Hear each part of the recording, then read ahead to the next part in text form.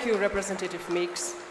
DJ La Chozo Ome Tumi Kushep Jim McGovern Chogi Sung Shenangu. I request Honorable Representative Jim McGovern to address the gathering, please. Tashi Delay. Good afternoon. I am so excited and happy to be here with all of you, and especially my wife Lisa on her birthday.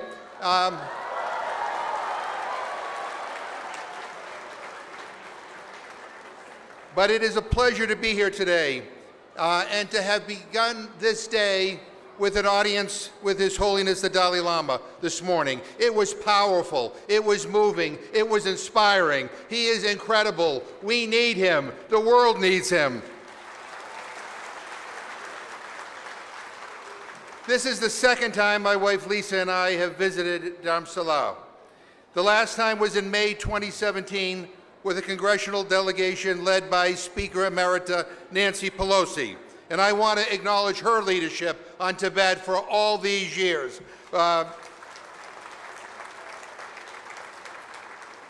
She led a delegation back in 2015 to Tibet proper. And we went to Lhasa and we met with the Tibetans there and learned firsthand about the Chinese government's repression. It was horrible, and we will never ever forget it. I also want to thank Chairman McCall for his leadership on this issue and so many others, and for his steadfast advocacy for human rights and his work to organize this important and timely delegation. I also want to thank Ranking Member Meeks for his fiery speech, but for all that he does on behalf of human rights, not only for Tibetans, but for people all over the world. And I'm proud to be part of this delegation. My friends, we are living in a time of turmoil. Everywhere we look, we are confronted with civil unrest, with violence and war that uproots families, kills people, and destroys hopes and dreams. It is easy to feel cynical and hopeless. But when I see Tibetan school children, I am reminded that our work is not about us, it is about them. It is for them and with them that we must keep working for a brighter future and searching for peace. Peace with China and peace globally. And we must continue to work to make certain that the human rights of every single person on this planet is respected and upheld and maintained. The Tibetan children living here and in diaspora communities around the world, and the Tibetan children living under the repression of the PRC, they are Tibet's future, and they give me such great hope. But the other thing that gives me hope is seeing that democracy is alive and well here in Dharamsala and in the broader Tibetan community. We met with the Sikyong and many officials of the Central Tibetan Administration, and in sharp contrast to China's leadership, the Sikyong is elected. The entire Tibetan diaspora, spread across countries around the globe, participates in choosing their own leaders. In fact, the Central Tibetan Administration is a model of governance for people who face oppression and displacement. It is a symbol for those living in China, a symbol of what a different future could look like. Our presence here today is also a symbol, a sign to Chinese leaders that America will never, ever waver in our support for the Tibetan people.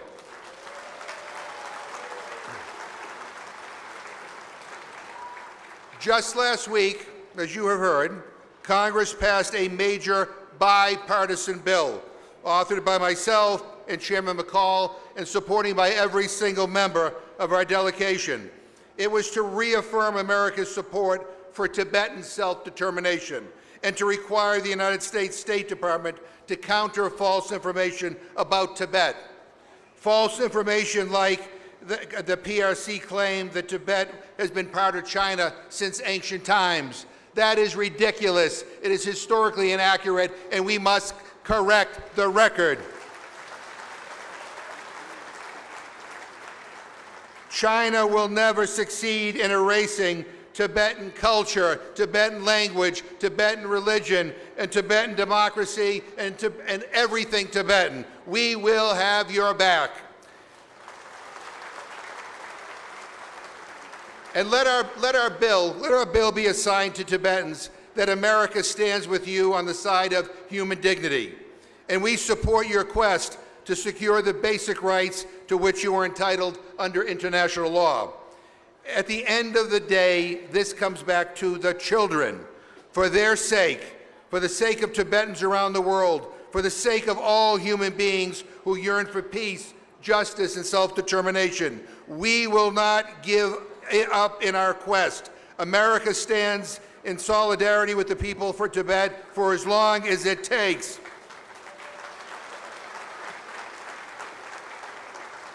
You know, China has an opportunity to do what is right, and they can change the narrative for the better.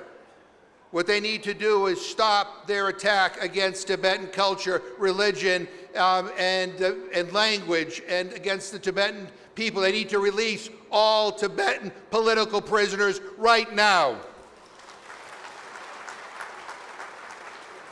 They need to account for the whereabouts of the Panchen Lama, and they need to let him live a life in freedom. They need to allow His Holiness to go back to Tibet if he wants and meet with his people. And they need to negotiate in good faith with the Dalai Lama, the Central Tibetan Administration, or whoever Tibetans decide. They need to go to the negotiating table so that Tibetans can negotiate their own future in a way that preserves their dignity and all of their rights. If they do this, if China does this, the international community would respond positively. It would be the decent and just thing to do. And it would signal China's willingness to comply with international human rights obligations. Let me finish by saying, I am inspired by His Holiness and the other Tibetans that I have met throughout my life. Your philosophy about the oneness of humanity and your recognition that we only have one planet we must all preserve is a vision that I share. I admire the persistence of Tibetan advocates and the idealism of Tibetan youth. They lift me up. And admittedly, I am not a patient man. I want to see change. I want to see it now. But I respect the patience that my Tibetan friends bring to the struggle for Tibetan autonomy and dignity. This is a community very much in the spirit of His Holiness that is dedicated to love and all that is good. So I want to thank you once again for inviting us to visit Dharamsala. And it is very important to be here in person. And I truly look forward to continuing to work together in the years to come. We will always be wind at your back. And I believe with all of my heart that the future is bright. Thank you very much. Thank you, Representative McGovern. DJ La Chozo Ome to me Jamku Marionette Miller Meeks Chogisung Shenangyu. May I ask Honorable Representative Marionette Miller Meeks to address the gathering.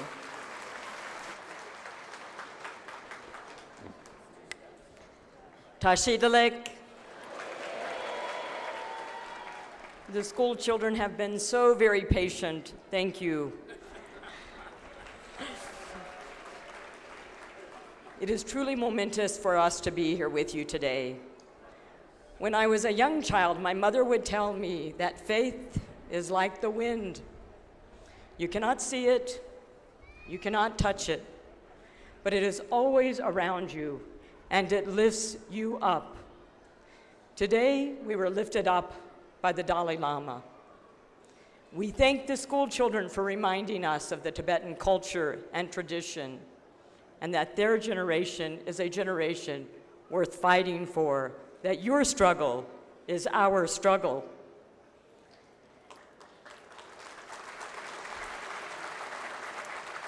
We thank India for allowing a temporary refuge in Dharamsala, knowing it will be temporary.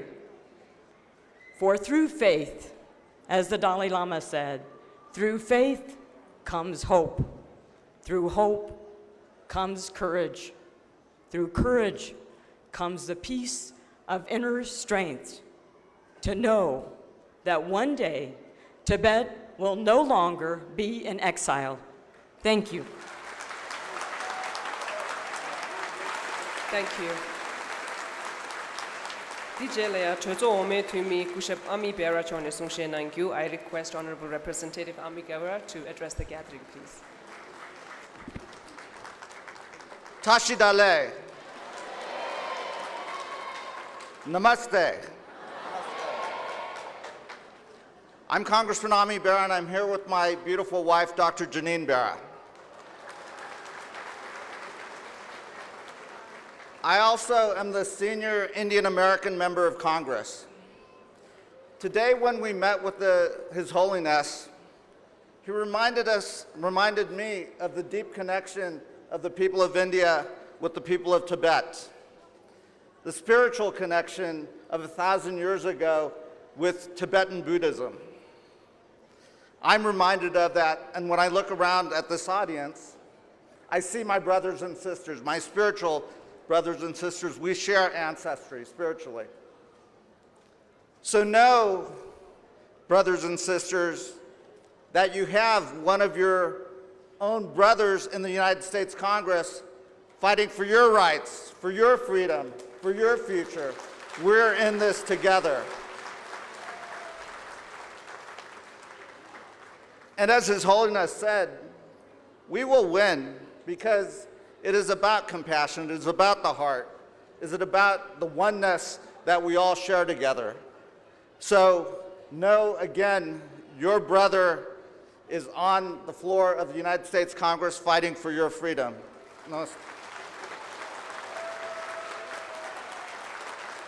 Thank you, Representative Bera. Dijela Chozo Me to me Jamku Nicole Maliatakis Chone Sungshe Nangyu. I request Honorable Representative Nicole Maliatakis to deliver her speech. Tashi Dele.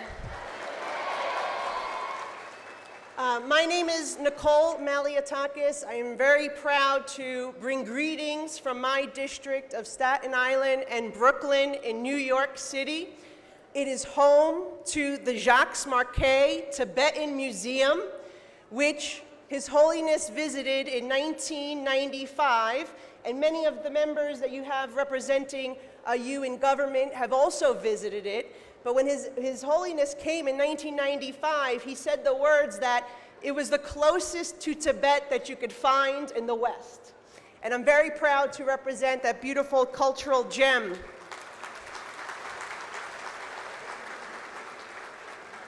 When we were honored with the meeting earlier today with His Holiness, I shared with him that when he fled Tibet in 1959, my mother also fled to escape communism in 1959, but in her homeland of Cuba. And so we share many similarities, and I have a lot of compassion and empathy for the people who are here today, who want to return to their homelands, who want to visit and have their children and grandchildren who have never visited Tibet the opportunity to do so. And we are all working together with you to see that day come.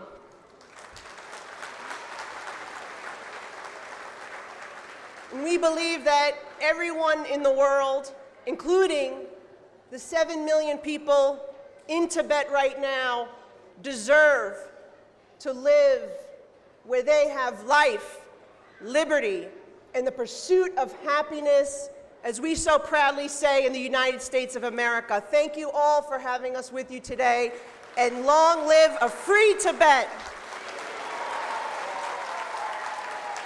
Thank you. Thank you, Representative Miller. DJ la America Chozo me chinte le DJ la America Chozo me chokzu subata tada chozo timi leto Nancy Pelosi chog Sungshe Nangyu. Tashi delay. Tashi delay. Again and again.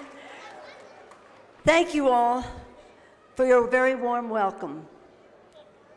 Everyone I've spoken has said what an honor it is for us to be on this visit, to have the privilege of meeting with His Holiness the Dalai Lama earlier today. Yes, it is an honor, but for us, it is truly a blessing.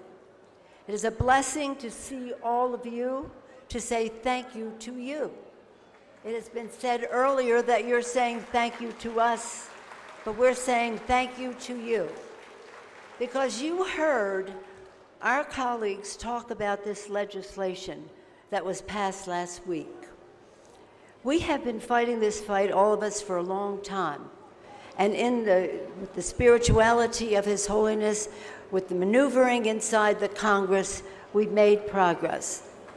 But it's different now with the passage of this bill, because this bill is a message to the Chinese government that we have clarity in our thinking and our understanding of this issue of the freedom of Tibet. And Mr. Meeks, who's the leader of our delegation and the leader of the Foreign Affairs Committee, was so masterful in not only the policy, but in the process of getting it passed in the most bipartisan way. Mr. Meeks, the ranking Democrat on the committee, was relentless in his persistence in getting the bill passed. With the right policy, again, with the biggest vote. And the author of the bill, Jim McGovern, well, he's just been there for us. I call him the patron saint of our Tibet policy in the Congress of the United States. Mr. McGovern mentioned our visit to Tibet a number of years ago. And when we went there, we saw for ourselves. They have spoken to you officially and all of that. I want to talk to you personally for a moment. There was a visit of the current president of China to Washington, D.C., and Dianne Feinstein and I said to him, we are objecting to what you are doing to the culture of Tibet. You're trying to erase it. He said, you don't know what you're talking about. You should go there, see for yourself all the improvements that China is making in Tibet. I said, thank you, because I've been trying for 25 years to get a visa to go to Tibet when you would never give me one, and now I assume that is one. So we went, Mr. McGovern, his wife Lisa, and other members, a strong delegation. We went to the palace, the Patal Palace. We saw the room where His Holiness grew up, in his bedroom, and that to see how it is there for him to return to. We mentioned his name all over Lhasa, and I can tell you this, they are trying to erase the culture, reduce the use of the language. Han's coming into the population there. They are trying something that we cannot let them get away with. Now, in the spirit of His Holiness, I'll be gracious to the Chinese people. I don't know that they're up to this, but we do know that the Chinese government is. And we do know that they must get the message. And this legislation sends the message, the House and the Senate, and soon to be signed by Joe Biden, the President of the United States. Everybody has talked about the children. And that's really what our mission is, to see these beautiful children perform the arts of the Tibetan arts. Is really our purpose, is to make the future better for them. When we see in Tibet that they're trying to, again, send them to school, educate them in the Chinese way, to reduce their knowledge of the Tibetan language, to have surveillance of everything that they do and that their families do in a way that is not respectful of their dignity and worth. We just can't let that happen. But let me just thank you. Before I came here today, I spoke to Richard Gere on the phone, and he said to send you his respects. He wishes that he could be here. A family matter keeps him. But Tibet has no better friend in the outside world, outside of government, than Richard Gere. And I mention him because it's about you. we are able, with our inside maneuvering, to get legislation on the move. We are able, with your outside mobilization, to get the votes to pass the bill. I know your power in this. When you call in, when you show your visibility, as you have done in Congressman Militakis', but in my district in San Francisco and in California, let's hear it for San Francisco and California, okay? We have many Tibetans there, very active, very active. But in any event, know that you made this bill pass possible. Your communication with the diaspora throughout the Tibetan diaspora throughout the world made all the difference. So thank you for making this bill the policy of the United States of America, which says to the Chinese government, things have changed now, get ready for that. And also understand this. His Holiness the Dalai Lama, with his message of knowledge and tradition and compassion and purity of soul and love, he will live a long time and his legacy will live forever. But to you, President of China, you'll be gone and nobody will give you credit for anything. So in that spirit now the Dalai Lama would not approve of my saying that. When I criticize the Chinese government, he says, let's pray for Nancy to rid her of her negative attitudes. But I think I hope he will indulge me today to say that change is on the way. As our colleagues have said, hope springs from faith. And the faith of the Tibetan people in the goodness of others is what is going to make all the difference. And then we can say freely in Lhasa and every other place, Tashi Dele. Thank you all very much. God bless Tibet and God bless America. Thank you. Thank you, Speaker Emerita. With this, we have now come to the end of today's public felicitation event. We at the Central Tibetan Administration offer our heartfelt appreciation for your presence. It was an absolute honor for you to have you all as our guest. We hope you had a wonderful time as we did today. Thank you for visiting us and for your continued support for Tibet and the Tibetan people. We look forward to welcoming you back in the future. Thank you. So before we break up, I want to take this opportunity to thank the government of India and the people of India for supporting us during these last 65 years. I want to reiterate the fact that if it is not for the government of India and people of India, we would not be where we are today. And I have always said that whatever we have today, we owe it everything to His Holiness the Dalai Lama and his leadership and the indomitable spirit of the Tibetans inside Tibet. So finally, I want to thank the delegates once again. After so many months of preparation, it has come to a fruition today. The delegates are here. I think we had one of the most memorable time in our struggle movement. The students are here, the public are here. We represent the Tibetans inside and outside Tibet, and from the very deepest corner of our heart, we want to thank every single delegate led by Chairman Michael McCall and Speaker Emerita Nancy Pelosi. Thank you very much. Thank you.